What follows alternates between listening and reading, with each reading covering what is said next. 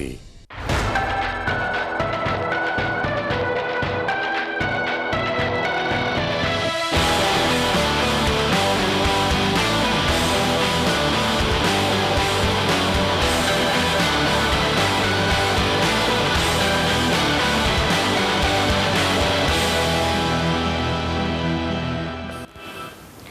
Mbola miady mafy ry Bekintana efa mitsotsotra kosa ny Espagnol sy ny Argentin isan'ny vaovao misongadina amin'ny fiadiana izay ho tompon-daka eran-tany amin'ny taranja basketball izany ka tateriny andro lalaina Andriamasy misy Razafinjatovo maresaka sy mafana koa etsy an-danina ny fiadiana izay ho tompon-daka ny Madagasikara taranja basketball Skadi NA lasvavia sy ny fiomanan'ireo ekipatsika hiaro ny vonam-pirenena any amin'ny fifaninanany CAF amin'ny taranja baolina kitra.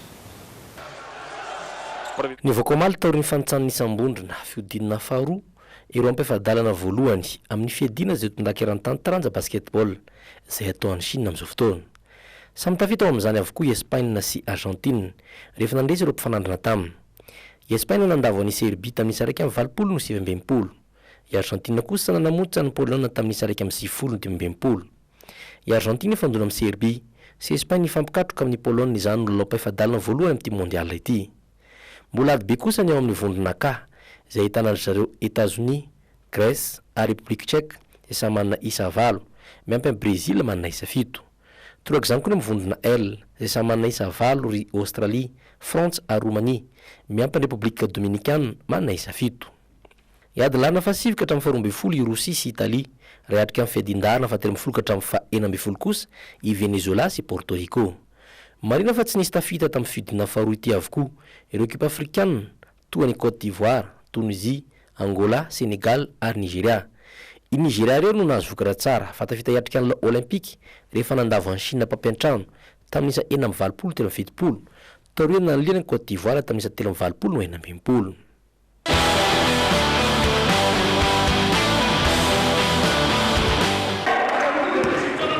Taranja basketball eto Madagasikara kosa dia nitoy androany rehefa niatona ny farinandro lasa teo ny fanitsany Isambondrona amin'ny fiadina izay ho tompon-daka Madagasikara sokajy NA lasvavy.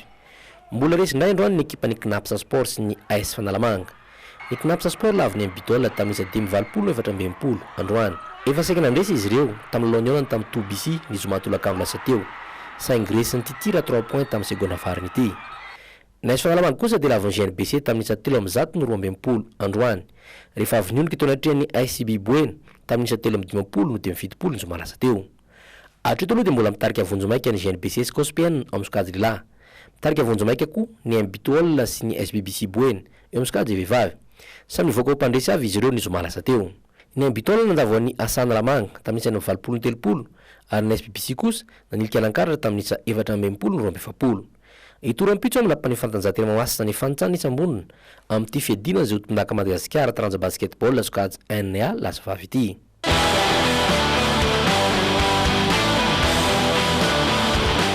Amin'ny taranja baolina kitra ao anatin'ny fanomanantena tanteraka amin'izao fotoana ireo ekipa roa isolo-tenantsika ny nivon'ny fananana Confédération africaine na taranja baolina kitra.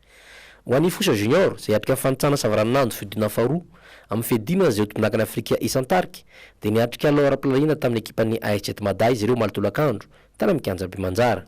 Raha tsy evina dia ny ekipa ny Topo Isa Mazembe tompon-daka ny République Démocratique ny Congo no ifandoha amin'ny Fosa Junior.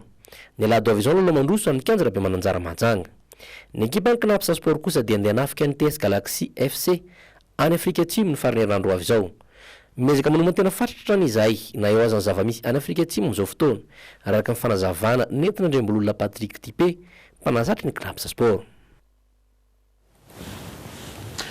Izay ny mikasika ny ID Sport vaovao ara-panatanjahantena natolotry andro lalaina Andriamasy ho atsika niarahana tamin'ny misy Razafinjatovo moa izay fanajadiana izay tamin'ity takariva ity ary ho toizantsika ny zanam-pandarana jerevantsika ny ho ianao.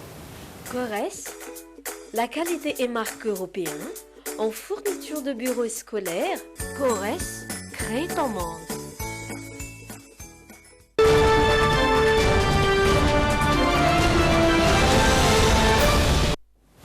Isan'ny mbola vaovao maresaka hatrany ny fandalovan'ny Papa Iray Masina teto Madagasikara mahakasika izay indrindra ny hoianao tamin'ity androany ity Papa Fafiry Papa François andeha hoarantsika avy hatrany ary ny valiten'ireo olona sendranay. Fantatra hoe Papa Fafiry i Papa François tena tsy Papa faha-enambinipolo sy roanjato izy. faha-enambinipolo sy roanjato ohatrany tsy manan-kevitra. Faha-enina amin'ny enimpolo sy roanjato amin'ny Papa Nisty eto ambony tany. Papa Fafiry? Tsy haiko lay, tsy tadidiko e. Papa foana fahaizako anazy ka. Faha-enina amby enimpolo sy roanjato. Tena tsy mbola maika amin'ny raha zao tsy mahazo onona amin'izany. 266. Papa Fafiry moa izy zay zany. Tsy tadidiko fa eo amin'ny Papa faha-enina amby roapolo sy roanjato. Faha-enina ambin'ny folo. Faha-enina ambinipolo sy roanjato izy. Zany, ay. Papa faha-enina amby enimpolo sy roanjato 266 izay ny laharan'ny Papa François teo atao anatin'izay fifandimbiasan'ireo papa izay izy kosa no papa voalohany mitondra ny anarana hoe François. Izay no mikasika izay hoianao izay ary izay vatsika indray ny sary hafakely na ny insolite. Tsara le stylo tsara ny paoziny ary misy karazany maro. Lexi, vao mandray ianao dia tia.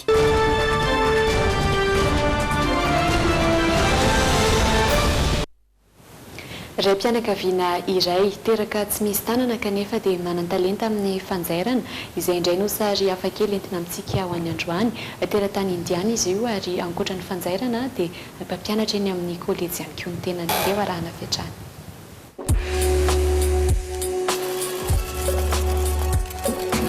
Eto Ariana, tanàna kely iray aty Inde no misy ny Madan Lal, ray mpianakaviana iray 27 taona teraka tsy misy tanana. Noho izay toe-batana hatrany am-boky izay dia tsy hafananoatra fa tsy maintsy niaina tamin'izany ilal. Tsy kivy anefa izy na dia nananosarotra aza ny aina tsy nisy tanana. Voatery ny tongony roa no lasa nampiasainy ho tanana sady tongotra ihany koa. Mpanjaitra ilal ary io no asa fitadiavany hamelomany ankohonany. Eto, araka izao hitantsika amin'ny sary izao dia tsy misy manampy fa dia izy avokoa no manao ny asa rehetra, mandrefy, mampiditra ny kofehy ary manodina ny milina fanjairany. Ireo rehetra ireo amin'ny alalan'ny tongotra avokoa.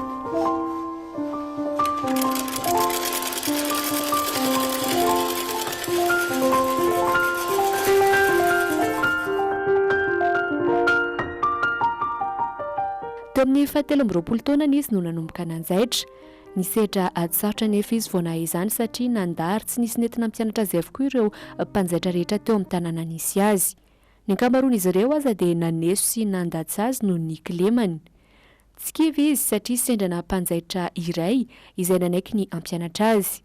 Tao anatin'ny 10 andro monja dia nahavoafehy zavatra maro teo amin'ny tontolon'ny zaitra ny tenany. Marihana fa ankoatra ny mahampanjaitra azy dia mpampianatra eny amin'ny kolejy ihany koa izy izay isan'ny mitondra fankahirezana lehibe ho an'ireo mpianany. Toy ny efa mahasolo tanteraka ny tanany mihitsy moa ny tongony satria na hikarakara sakafo na anadio eny hatramin'ny fanalana volombava dia vitany avokoa amin'ny alalan'ireo tongony ireo. Izay ny sary hafakely izay notanterana taminao mamarana ihany koa ireo zanam-pandarana amin'ny ity takariva ity dia hijery ny vina ny toetrany andro resika. Paperline, le choix de votre succès.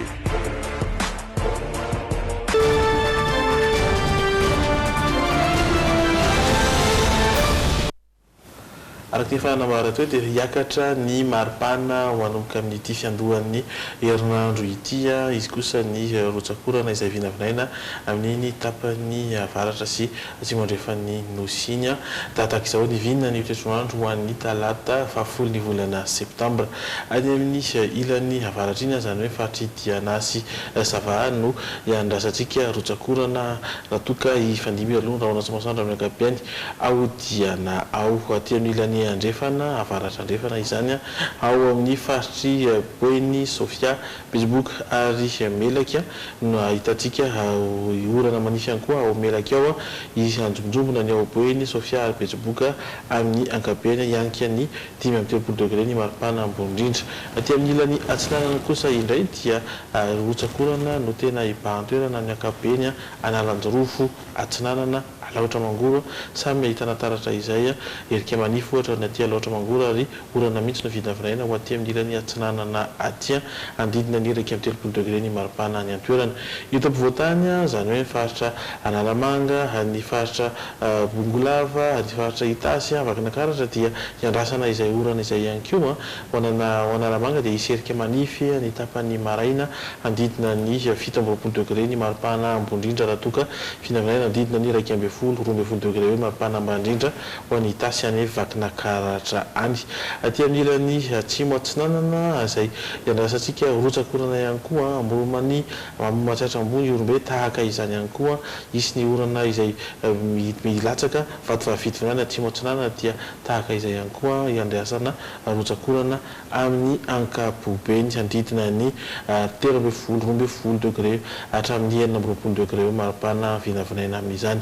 Aty amin'ny tapany atsimo zany hoe ho an'ny faritry ny Ndroy, Anosy, Atsimandrefana, Menabe dia iandrasana izay orana iratsaka izay ihany koa ka mila hiomanana avokoa ireo ary andidina ny 12 hatrany amin'ny 30 degré any ny maripana andrasana amin'izany.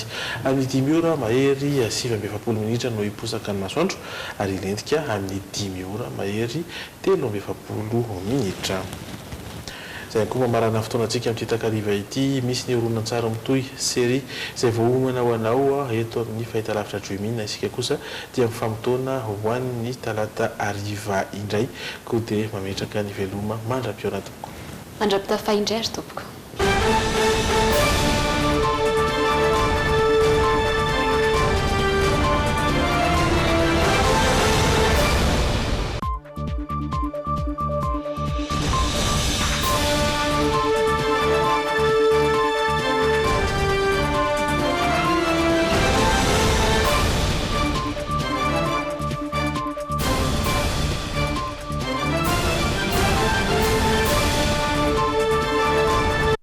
Malagasy nanotra ho anao teo.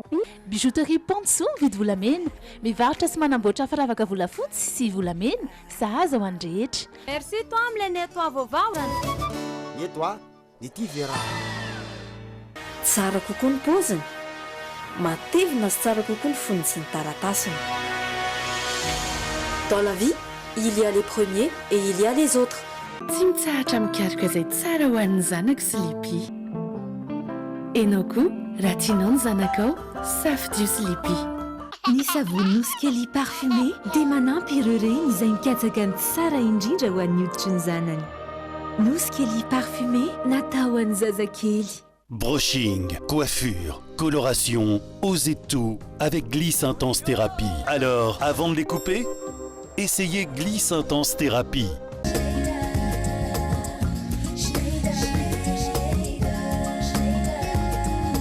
Miaraka aminao isan'andro ny stylo Schneider antoko ny fahombiazanao.